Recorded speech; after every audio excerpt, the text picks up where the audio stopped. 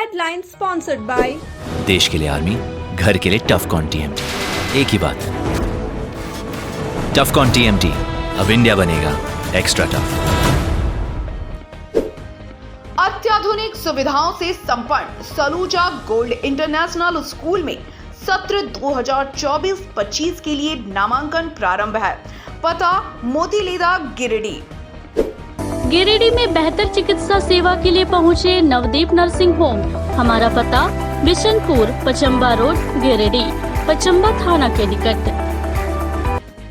Electric उपकरणों में 38 वर्ष पुराना नाम अनीता इलेक्ट्रिक स्टोर और अब नए रूप व फ्लेवर में आपकी सेवा में तत्पर है। हमारा पता बाभनटोली मोड़, गिरिडीह।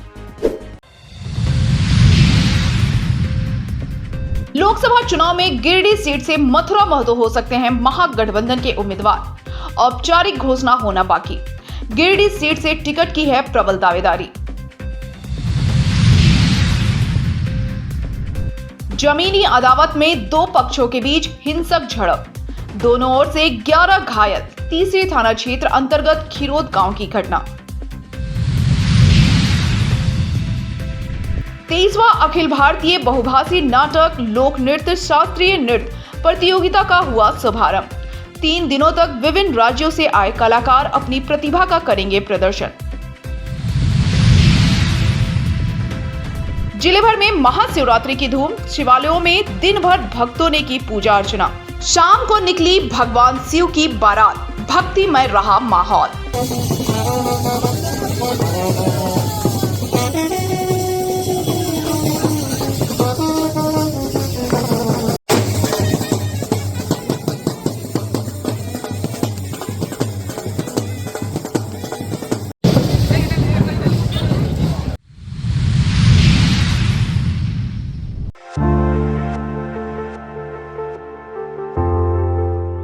महाशिवरात्रि पूरे जिले भर में धूमधाम से मनाई जा रही है। शिवरात्रि को लेकर शहर से गांव तक का माहौल शिवमय है।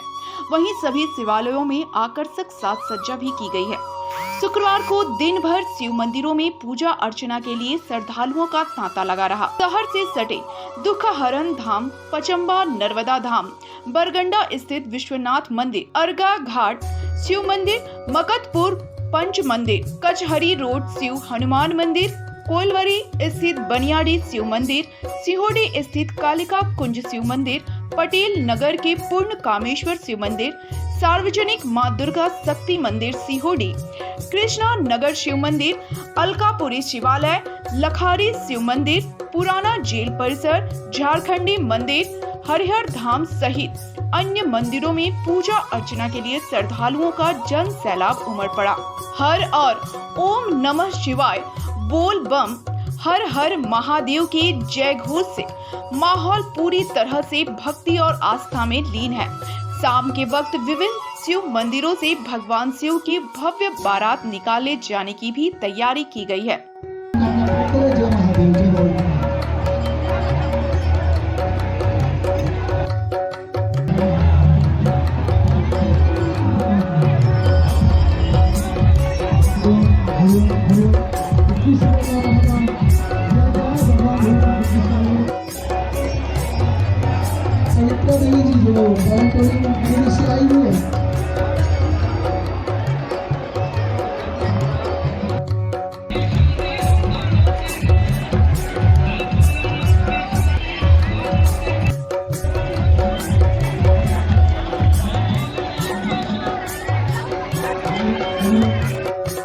मंडल है, आप सभी भक्तों से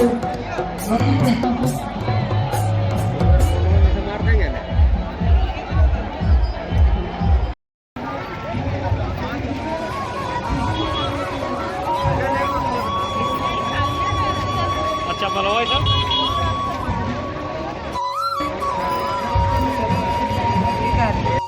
जा रहे हैं। देवाशीष मिश्रा जी जो कनाडा गांव के प्राइवेट है, उनके लिए कृष्ण का महाराज पुजारी बाबा जी कृष्ण महाराज कह दिया।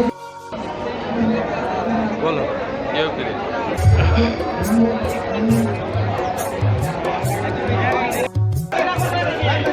हमारे शुक्ला जी जो एमपी के निवासी हैं, उनके जो ज्ञानस्थ का महानाम बाबा जी के स्मारक के लिए दिया गया है। भगवान भोलेनाथ उनकी सहाय आपसे आग्रह होगा, जो भी नए माता जी भटका रही है वो गणपति जी के मंदिर के फ्रंट आ जाके पंक्ति में लगे और बाबा का जलाभिषेक करें।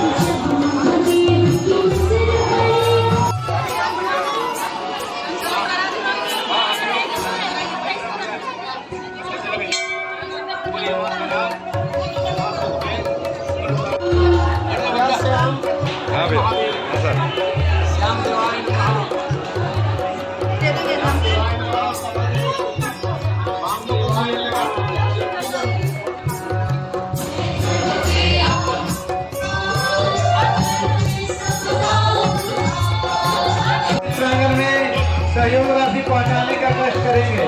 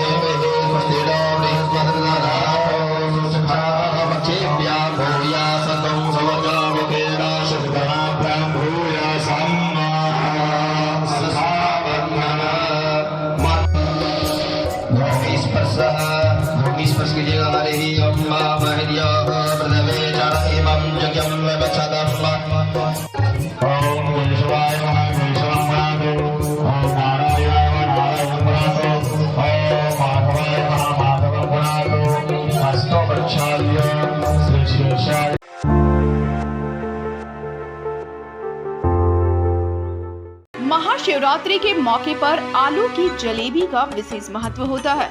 महाशिवरात्रि में जो फलाहार करते हैं या जो फलाहार नहीं भी करते हैं, सभी महाशिवरात्रि के दिन आलू की लजीज जलेबी का स्वाद अवश्य चखते हैं। अधिक बिक्री होने के कारण कई दुकानदारों के लिए यह एक दिन का अच्छा रोजगार साबित होता है, जो मुनाफा तो देता ही है, साथ ही इसमें शिव भक्ति भी जुड़ी होती है। आज के दिन इसकी ज्यादा डिमांड रहती है। शहर के मुख्य बाजार टावर चौक, बड़ा चौक, अलकापुरी, पचम्बा सहित कई स्थानों पर आलू से तैयार होने वाली जलेबी के स्टॉल लगाए गए थे। वहीं प्रायः सभी दुकानों में जलेबी खरीदने वालों की भीड़ देखी जा रही थी। इस बाबत दुकानदार ने बताया कि आलू और केला को पीसकर फलाहारी जलेबी तैयार किया जाता है।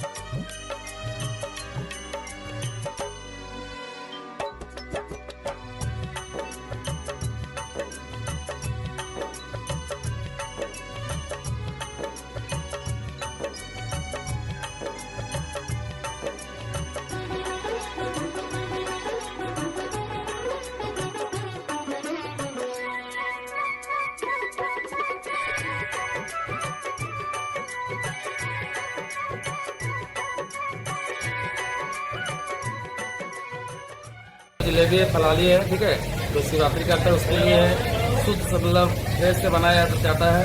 हर साल जैसे बनता है वैसे ही साल भी बन रहा है और बहुत अच्छा बाजार है। हम आशा करते हैं कि और अच्छा रहेगा। इस जलेबी में क्या क्या रहता है? ये आपका शुद्ध फलाली से बनता है। केला हो गया, आलू हो गया, उसमें और वगैरह वगैरह चीज मिल के तैयार होता है। इसको मैंने आलू केला को मैंने पीस के बनवाते हैं। आलू केला पीस करके इसको बनाया जाता है। तो इस बार कैसा मार्केट है? बहुत बढ़िया मार्केट है, जितना सोचे थे उससे भी अधिक है और अच्छा है। ये जलेबी खास करके किसके लिए होता है? ये जलेबी एक जो जलेबी है जो शिवरात्रि जो करते हैं, जो पूजा है, उसके लिए स्पेशल ही बनाया जाता है। मैंने वो उन लोग खा सकते हैं जलेबी? आराम से खा सकते हैं, कोई दिक्कत नहीं है।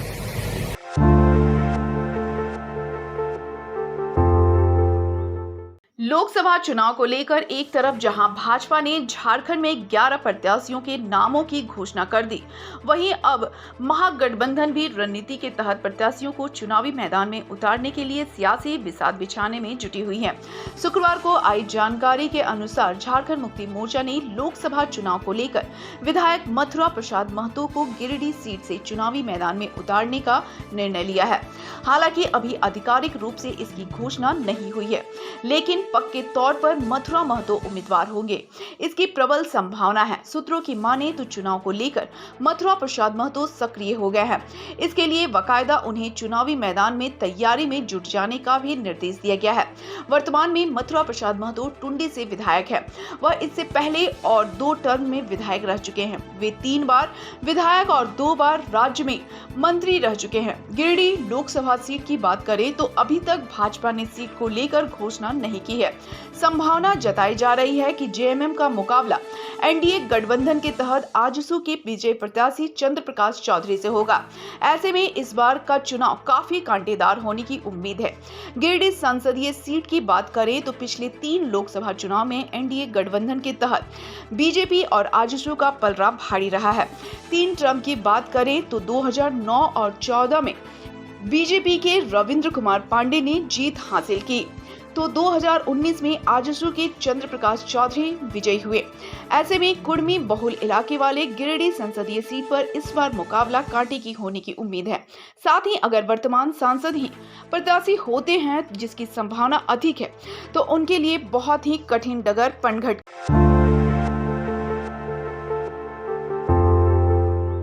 शहर के बरमसिया स्थित सवेरा सिनेमा हॉल में शुक्रवार से कला संगम गिरिडीह के तत्वाधान में आयोजित 3 दिवसीय 23वां अखिल भारतीय बहुभाषी नाटक लोक नृत्य शास्त्रीय नृत्य प्रतियोगिता का शुभारंभ हो गया।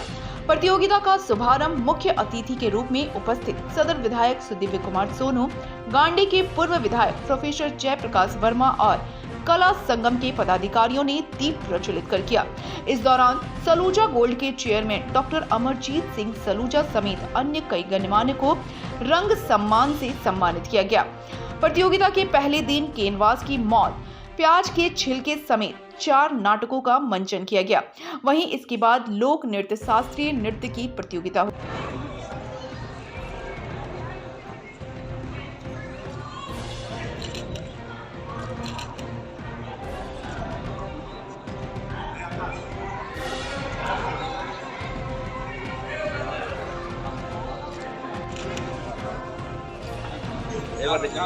एक बार देखिए।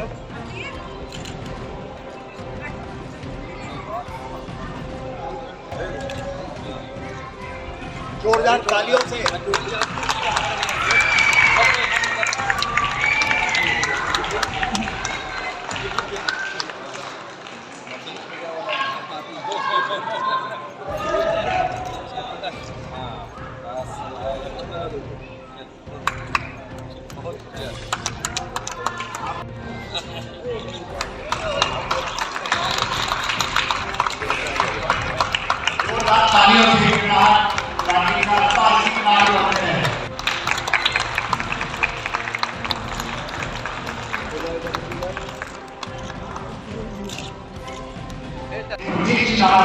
को समर्पित करें।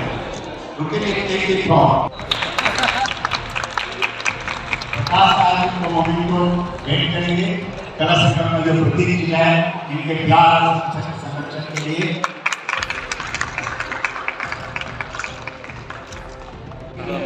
राजेंद्र को सुनील कुमार घोष जी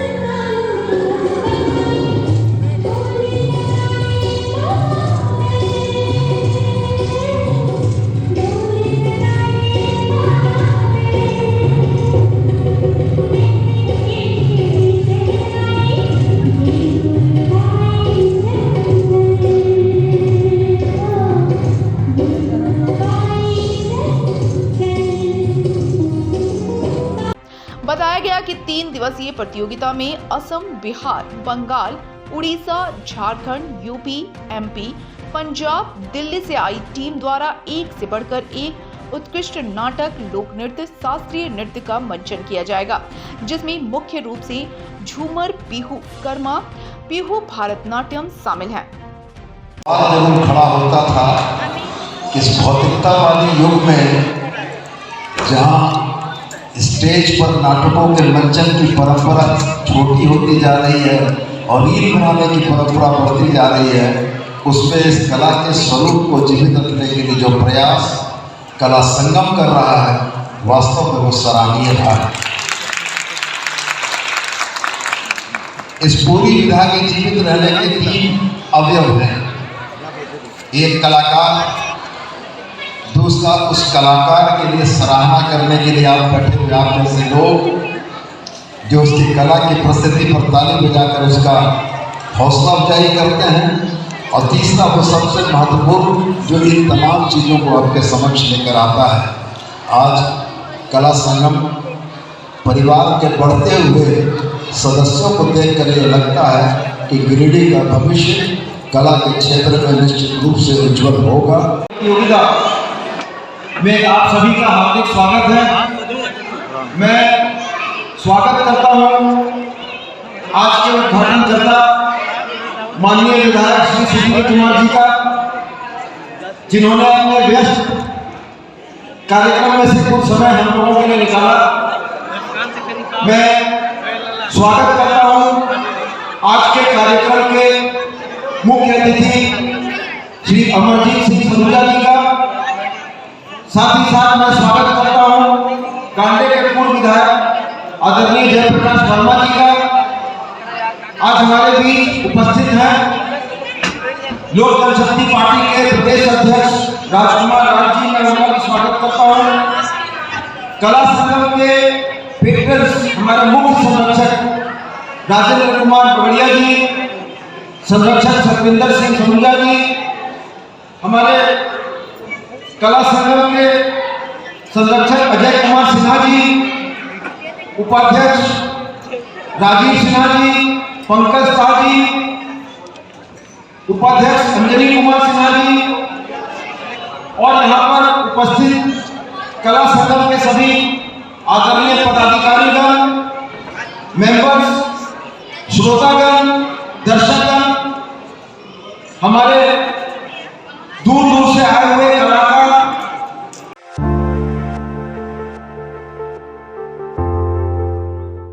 जमीनी अदावत में 2 पक्षों के बीच हिंसक झड़प की घटना हुई है, जिसमें दोनों पक्ष से महिला पुरुष समेत लगभग 11 लोग घायल हुए हैं। घटना तीसरी थाना क्षेत्र अंतर्गत खीरोद गांव का है। घटना के संबंध में बताया जाता है कि एक पक्ष द्वारा विवादित जमीन पर निर्माण कार्य करवाया जा रहा था, तभी दूसरे पक्ष के लोगों द्वारा इसका विरोध करने पर दोनों पक्षों के बीच मारपीट शुरू हुई और फिर जमकर लाठी डंडे व ईंट चली। झड़प में एक पक्ष के खेमलाल पंडित, रामदेव पंडित, विजय पंडित, मंजू देवी, सुगिया देवी, सुनीता देवी और मंजू देवी घायल है, तो दूसरे पक्ष से बैजनाथ यादव, सत्यनारायण यादव, गुड्डू कुमार और सुदामिया देवी को भी चोटें आई हैं। घायल सभी को इलाज के लिए सामुदायिक स्वास्थ्य केंद्र तीसरी में ले जाया गया, जहां सभी का उपचार शुरू हुआ। झड़प में विजय पंडित और खेमलाल पंडित को गंभीर चोटें आई हैं, जिसे बेहतर इलाज के लिए गिरिडीह रेफर किया गया है।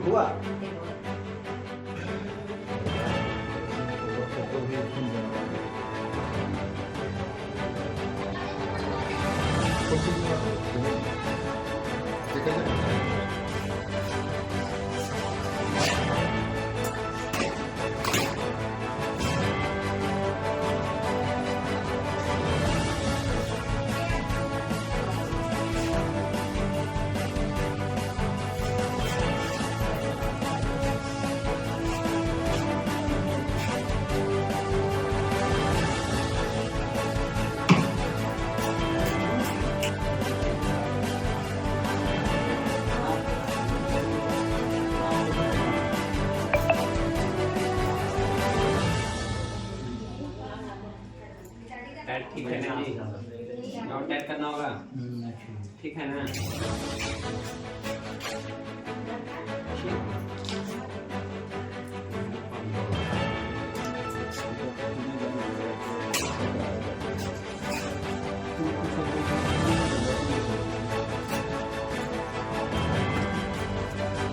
झड़प का कारण बने विवादित जमीन पर दोनों पक्षों ने अपने अपने दावे किए हैं। एक पक्ष के खेमलाल पंडित ने कहा कि उक्त विवादित जमीन का मामला न्यायालय में चल रहा है। न्यायालय के किसी भी नतीजे पर पहुंचने से पहले ही दूसरे पक्ष के लोगों द्वारा उक्त जमीन पर निर्माण कार्य करवाया जा रहा था। साक्ष्य के लिए वे और उनकी परिवार फुटेज लेने उक्त स्थान पर गए थे। तभी दूसरे पक्ष के लोगों ने उनका मोबाइल छीनकर उन लोगों के साथ मारपीट शुरू कर दी। कैसे विवाद हुआ? और हम लोग के ज़मीन का विवाद था जो कोर्ट में चल रहा है केस। वहाँ का फाइनल ऑर्डर अभी आया नहीं है और हम लोग ज़बरदस्ती घर बना रहा है। हम लोग वहाँ फ़ोटो खींचने गए कि हम लोग थाना में जाके आवेदन देंगे प्रूफ के तौर पर, तो मोबाइल हम लोग तरफ से छीन लिया और वहाँ मारपीट शुरू कर दिया। इससे हम लोग की तरफ से हमको चोट लगा है, माथा में, हाथ में लगल है, पैर में लगल है और विजय पंडित का माथा फट गया है। उसके पत्नी मंजू देवी को लगा है और मंजू देवी पति मेघन पंडित को उसको भी लगा है, आपको भी लगा है। और मारपीट बैजनाथ यादव पिता पूना यादव, पिता स्वर्गीय डेगन यादव, गुड्डू यादव पिता बैजनाथ यादव, सत्यनारायण यादव पिता स्वर्गीय बालकृष्ण यादव और उसके पत्नी सत्यनारायण यादव की पत्नी थी और मनोज यादव पिता बालकृष्ण यादव। वहीं इस संबंध में दूसरे पक्ष के बैजनाथ यादव ने बताया कि उक्त जमीन पर वे निर्माण कार्य कर रहे थे। इसी बीच प्रथम पक्ष के लोगों ने निर्माण कार्य रोकने का प्रयास किया, जिसके बाद दोनों के बीच हाथापाई और फिर मारपीट शुरू हो गई। बैजनाथ ने कहा कि उनके पूर्व बालकृष्ण यादव, पूना यादव और देवी यादव के नाम से उक्त जमीन का केवाला है। क्या नाम हुआ? बैजनाथ यादव। क्या मामला है? घर बना रहे थे, रोकने गया। कौन रोकने गया? सब खेमलाल पंडित, विजय पंडित। तो जमीन किसके नाम से? जमीन मेरा बाप चाचा के नाम से। कब से मामला है? मामला है 6 महीना, 6-7 महीना से विवाद चल रहा है। 9 महीना से। दोनों पक्षों ने एक दूसरे पर आरोप प्रत्यारोप लगाते हुए पुलिस से न्याय की गुहार लगाई है। वहीं इस संबंध में तीसरे थाना प्रभारी संजय नायक ने बताया कि जमीन विवाद को लेकर झड़प होने की सूचना है। आवेदन मिलने पर कानूनी कार्रवाई की जाएगी।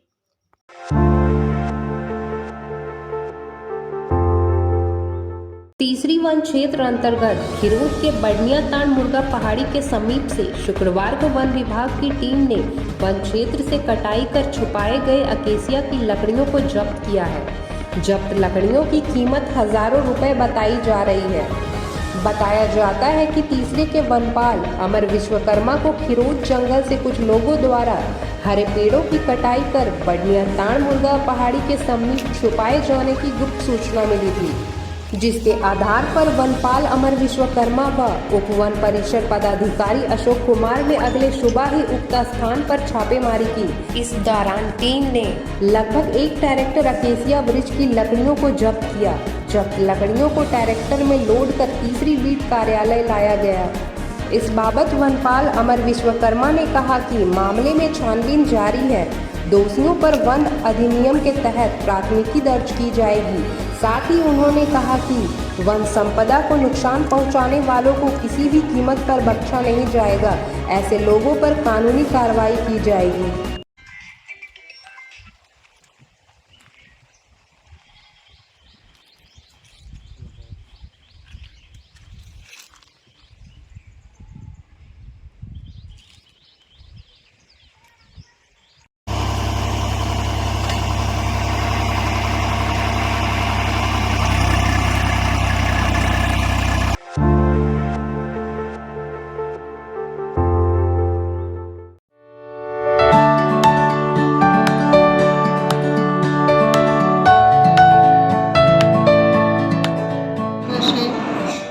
भारतीय संस्कृति में नारी को शक्ति का स्रोत माना गया। जितने भी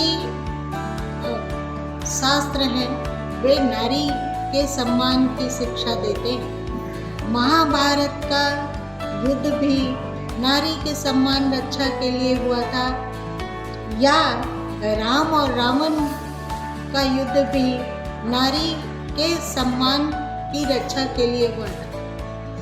जहाँ नारी प्रसन्न है, सुखी है, शांत है और संतुष्ट है, वहाँ निश्चय ही देवताओं का वास होता है। घर घर में नारी का सम्मान होना चाहिए। वे मातृत्व संपन्न है, उनके कारण घर अथवा हम लोगों का जीवन शांत होता है।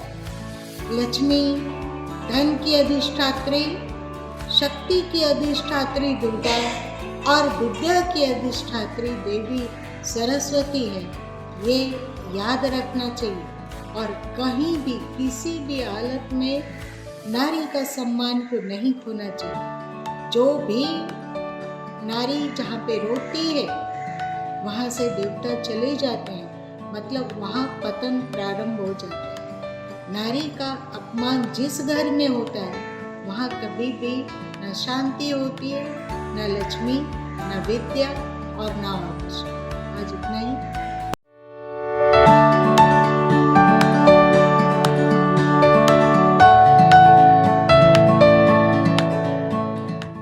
राष्ट्रीय महिला दिवस के शुभ अवसर पर सभी महिलाएं को हार्दिक अभिनंदन करती हूँ। जो हमारी महिला बहनें जो पूरा प्रदेश में, पूरा भारत में जो अपना कार्य कर रही हैं, कहीं शिक्षा के क्षेत्र हो, स्वास्थ्य का क्षेत्र हो, कृषि का क्षेत्र हो और अन्य तरह का जो हमारी महिला बहनों सेवा दे रही है, उसको भी बहुत बहुत हार्दिक अभिनंदन करती हूँ। देश को बनाने को महिलाएं यहाँ भूमिका निभा रही है। सभी महिलाओं को महिला दिवस के शुभ अवसर पर शुभकामनाएं देती हूँ। महिलाओं को एक साथ सशक्त बनाने का संकल्प लेती हूँ।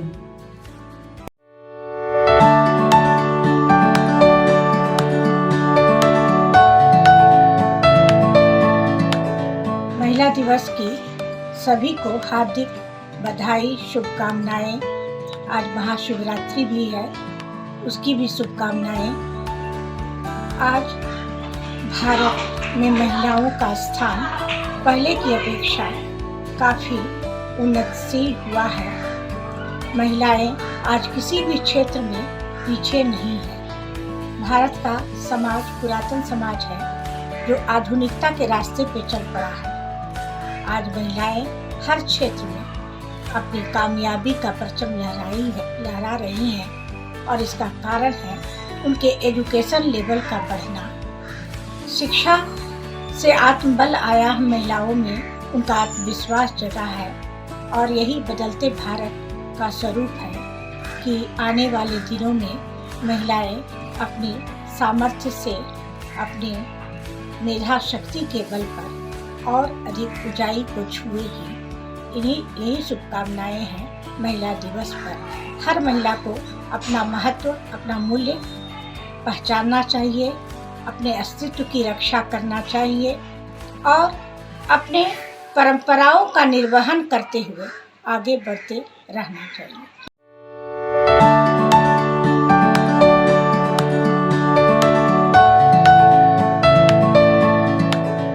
दिवस है। हम भारत की उस पुण्य भूमि, पावन भूमि की भारत की नारी हैं, जहाँ पर नारियों का सम्मान सभी पूरे विश्व में सबसे अधिक माना जाता है। यहाँ पर नारी के नाम से नदियाँ हैं। नारी सारी देवियाँ, शक्ति की देवी नारी है, विद्या की देवी नारी है, धन वैभव की देवी नारी है। तो ऐसे भारत भूमि में हम नारियों का दायित्व भी बढ़ जाता है। हमारा देश सभ्यता, संस्कृति और अध्यात्म तीनों में उन्नत देश रहा है और इतिहास साक्षी है कि इसकी उन्नति में नारियों का अहम रोल रहा है, अहम भूमिका रही है। तो मैं भारत की नारियों का आह्वान करती हूँ कि आज फिर से वे जागें, क्योंकि ये देखने में आ रहा है, हम सभी महसूस कर रहे हैं कि हमारे देश में इसका ह्रास हो रहा है। तो हमें इसकी उन्नति के लिए एक बार फिर से अपनी शक्ति को पहचानना होगा, जिससे कि हमारा देश फिर उस शिखर पर पहुंच सके जिसका वो हकदार है। अगर मैं अपनी बात करूं तो चूंकि ये महिला दिवस नारियों के सम्मान के लिए है, नारियों की उन्नति के लिए है, तो मैं उन सभी नारियों को कहूँगी कि वे अपनी हिम्मत को कभी ना हारें, क्योंकि वे जब हार जाएंगी तो मंजिल को पा नहीं सकेंगी। मैंने अपने जीवन में बहुत संघर्ष किया। अभी मैं +2 उच्च विद्यालय में हिंदी व्याख्याता के पद पर आसीन हूँ। ये ऐसे ही नहीं हुआ। अगर मैं हार जाती तो यहाँ तक नहीं पहुँच पाती। तो हारना नहीं है। तब तक स्वामी विवेकानंद ने कहा है, उठो, जागो और तब तक चलो जब तक तुम लक्ष्य को ना प्राप्त कर लो। तो हमारे महापुरुषों की वाणियाँ ऐसी है जो हमारे जीवन में आमूलचूल परिवर्तन ला सकती है। तो मैं एक बार फिर कहूँगी भारतीय सभी नारियों को कि आप में शक्ति की कमी नहीं है और ना ही आप में धैर्य की कमी है। सिर्फ आप पहचान नहीं पा रहे अपने आप को। पहचानिए और आगे बढ़िए और तब तक बढ़ते रहिए जब तक मंजिल को प्राप्त न कर ले। आप सभी को महिला दिवस की एक बार फिर से हार्दिक बधाई। धन्यवाद।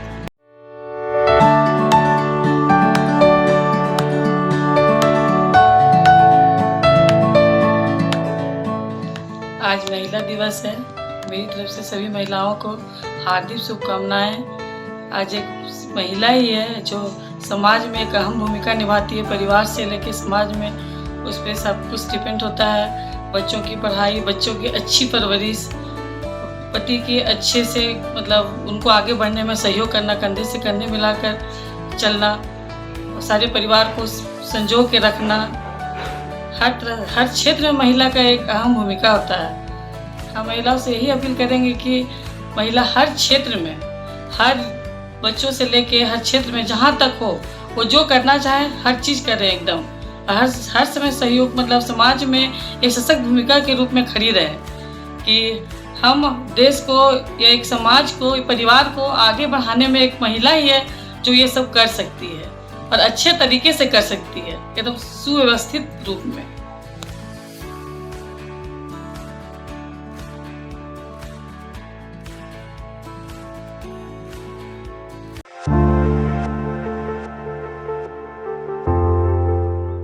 अवैध कोयला कारोबार के विरुद्ध पुलिस ने कार्रवाई करते हुए 4 बैलगाड़ी को जब्त किया है। साथ ही मौके से पुलिस ने 2 लोगों को गिरफ्तार भी किया।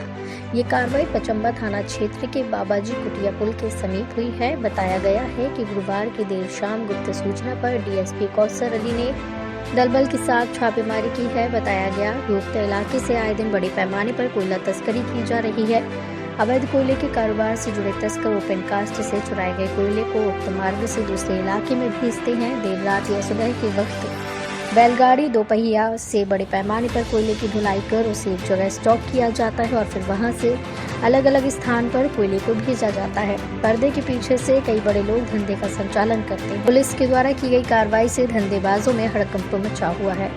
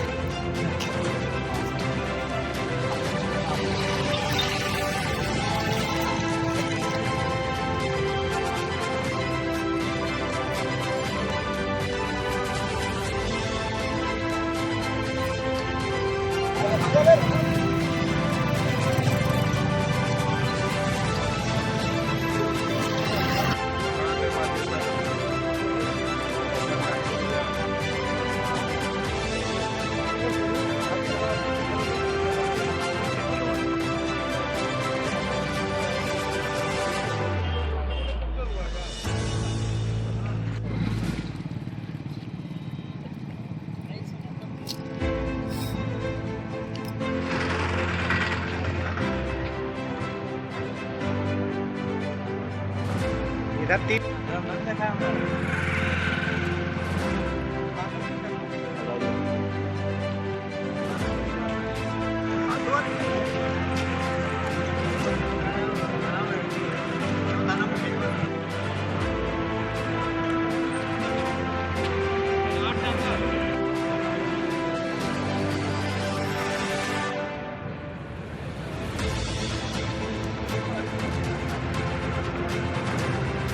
सूचना के आधार पर मुझे सूचना प्राप्त हुई कि गुप्त रूप से कोयला का तस्करी हो रहा है। इसमें बैलगाड़ी के माध्यम से ले जाया जा रहा है। त्वरित कार्रवाई करते हुए मैंने थाना प्रभारी को अविलंब वहां पहुंचने के लिए बोला। थाना प्रभारी महोदय के द्वारा जो है 4 गाड़ियों को जब्त किया गया और इसमें 2 आदमी को डिटेन किया गया। 2 आदमी इसमें हिरासत में है। 2 आदमी अंधेरे का फ़ायदा उठाकर भागने में सफल हुए हैं। तो अभी फिलहाल यही अपडेट। और सर कोयला कितना होगा? 4 बैलगाड़ियाँ हैं तो लगभग 2 टन के आसपास। सर ये कार्रवाई आगे भी निरंतर जारी रहेगी? हाँ, इसमें हम लोग इस पर ज़ीरो टॉलरेंस पे काम कर रहे हैं। किसी भी प्रकार का अवैध तस्करी इस पचम्बा थाना क्षेत्र या फिर पूरे गिरिडीह में नहीं चल रहा है। पूर्व से इसमें अंकुश लगाए जा रहे हैं। इसी के कड़ी में मेरी छोटी सी कार्रवाई हुई कि इसमें थाना प्रभारी महोदय के द्वारा इसमें कार्रवाई की गई। मैं भी इसी टीम में शामिल था, तो मैं इसलिए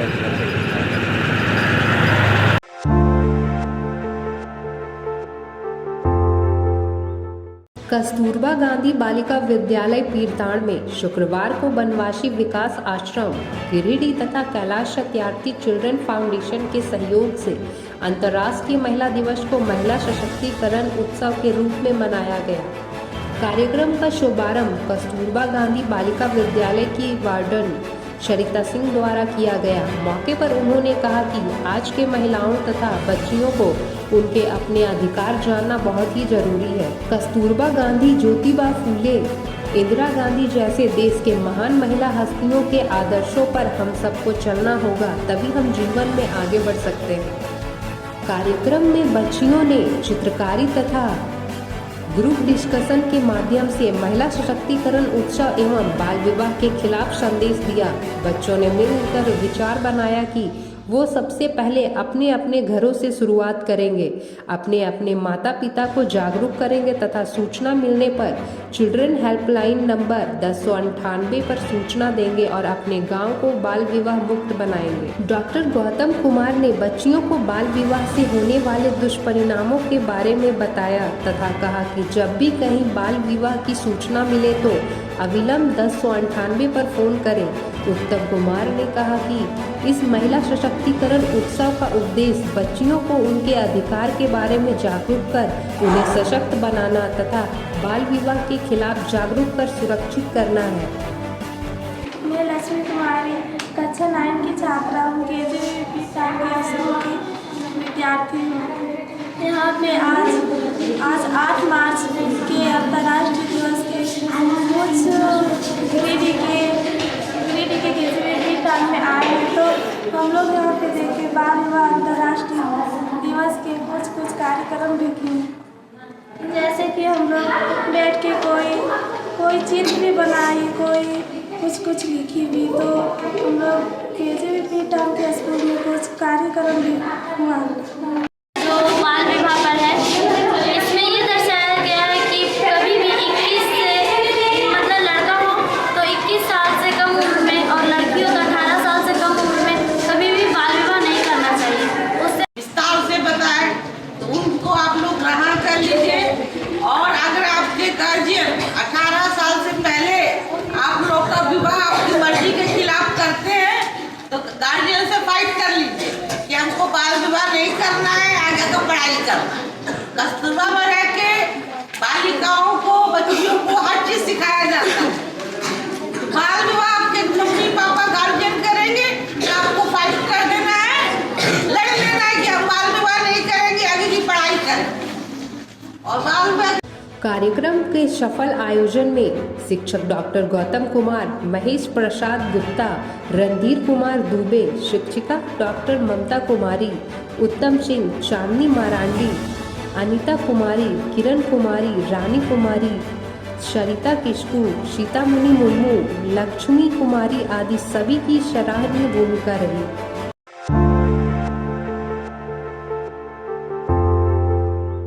लोकसभा चुनाव में मतदाताओं को जागरूक करने के लिए जिला प्रशासन की ओर से कई जागरूकता कार्यक्रम चलाए जा रहे हैं। इसी कड़ी में शुक्रवार को कम्युनिटी पुलिसिंग कार्यक्रम के तहत जिला प्रशासन की टीम नक्सल प्रभावित क्षेत्र मधुबन स्थित चतरो उत्क्रमित मध्य विद्यालय पहुंची।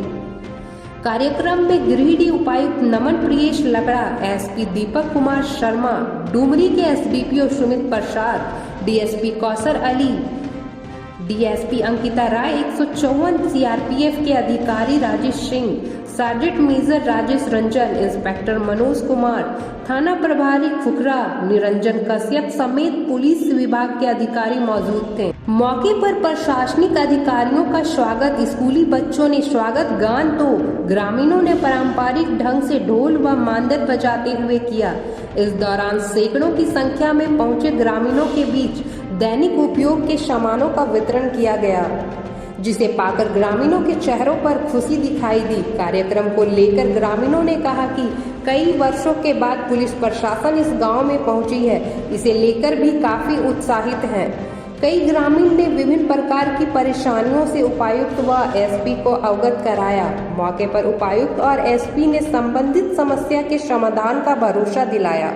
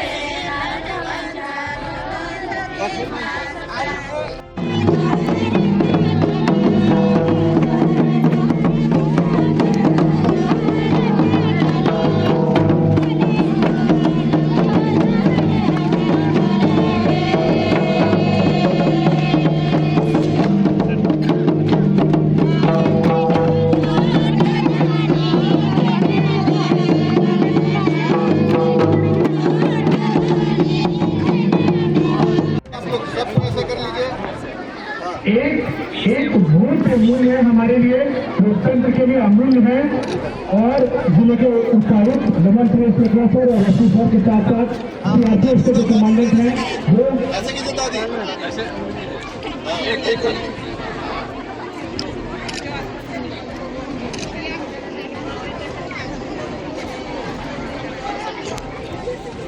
अब इसके बाद में आगे होगा हमारे बीच sergeant major Rajesh Ranjan sir मौजूद हैं, मुखिया राम सागर के सर मौजूद हैं, पंचायत समिति और इनके स्वागत की उपाधियां हैं और दी जा रही है इनके दैनिक उपयोग के लिए, इनके दैनिक जरूरत के लिए। इसके बाद एक एक करके वो ऊपर आए। इस दौरान कार्यक्रम को संबोधित करते हुए उपायुक्त ने कहा कि खूबसूरत वादियों और सुंदर वातावरण के बीच बसे इस गांव में आप सभी के बीच आना सुखद अनुभव है। आगामी लोकसभा चुनाव के मद्देनजर आप सभी निर्भीक होकर मतदान करें। देश के लोकतंत्र को मजबूत करने को लेकर सभी अवश्य मतदान करें। अनुसूचित जाति के सभी पुरुषों को जो 50 वर्ष से अधिक की आयु के हैं उनको भी पेंशन का लाभ मिलेगा।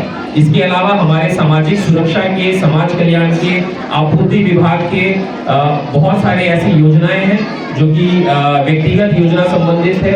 वन पट्टा, सामुदायिक वन पट्टा हो, चाहे वो व्यक्तिगत वन पट्टा हो, अबुआ आवास योजना से संबंधित हो, मनरेगा योजना से संबंधित हो, स्वास्थ्य योजना से संबंधित हो। हम लोग ये जरूर चाहेंगे कि चूंकि हम लोग का यहाँ पे आगमन हुआ है तो इसी के साथ में हम लोग एक जस्ट आने वाले 3 से 4 दिन में एक प्रखंड के साथ में मिलकर एक यहाँ पे कैंप लगा देते हैं ताकि लोगों के साथ में हमारा जो संवाद है और एक संबंध है उसका निरंतरता ये बना रहे। तो आज के इस आयोजन के लिए प्रत्यक्ष अप्रत्यक्ष तौर पे जितने लोगों ने भागीदारी सुनिश्चित की अपनी और इसको इतना सफल बनाया, आप सभी को धन्यवाद और पुनः चतुरों की आम जनता को बहुत बहुत धन्यवाद और जुबान। एसपी दीपक कुमार शर्मा ने कहा कि गिरिडीह व झारखंड पुलिस का एक ही मकसद है, सेवा ही लक्ष्य। उसी के तहत इस गांव में पुलिस आपके बीच मौजूद है। आगामी चुनाव को लेकर सभी माता बहनों को वोटर से हमारी अपील है कि सभी लोग हाथ में वोटर कार्ड लेकर मतदान करने अवश्य जाएं। गिरिडीह पुलिस आपको यह आश्वस्त करती है कि सुरक्षा को लेकर कहीं से भी कोई कमी नहीं रहेगी। पुलिस और पब्लिक मिलकर कदम से कदम मिलाकर आगे बढ़ेंगे। सर, आज गिरिडीह पुलिस परिवार के द्वारा जो नक्सल प्रभावित जो इलाका है ये, इन इलाकों में जिस तरीके से सामुदायिक पुलिसिंग के तहत ये कार्यक्रम हुआ है, आज गिरिडीह जिला पुलिस के द्वारा चतरो गांव में सामुदायिक पुलिसिंग का कार्यक्रम आयोजित किया गया और इसी क्रम में हमारे उपायुक्त महोदय भी हमारे साथ थे और काफ़ी बड़ी संख्या में हमने लोगों की ज़रूरतों का सामान जो था कम्युनिटी पुलिसिंग के तहत वितरण किया है, जिसमें मुझे बहुत खुशी लग रही है कि जो ग्रामीण थे चतरो गांव के काफ़ी उत्साहित दिखे। बड़ी संख्या में लोगों ने इस कम्युनिटी पुलिसिंग के कार्यक्रम में भाग लिया है और सभी जो भी यहाँ पर आए थे, जो भागीदार बने हैं इस कम्युनिटी पुलिसिंग के, सभी के चेहरों पे खुशी है और सभी एक खुशी लेकर के वापस जा रहे हैं। ये गिरिडीह पुलिस की सफलता है और आज जो भी कार्यक्रम पुलिस परिवार की तरफ से किया गया, आने वाले समय में इसी तरह का कम्युनिटी पुलिसिंग जो आम गाँवों के बीच में, आम व्यक्तियों के बीच में जा कर के पुलिस के द्वारा किया जाता रहेगा।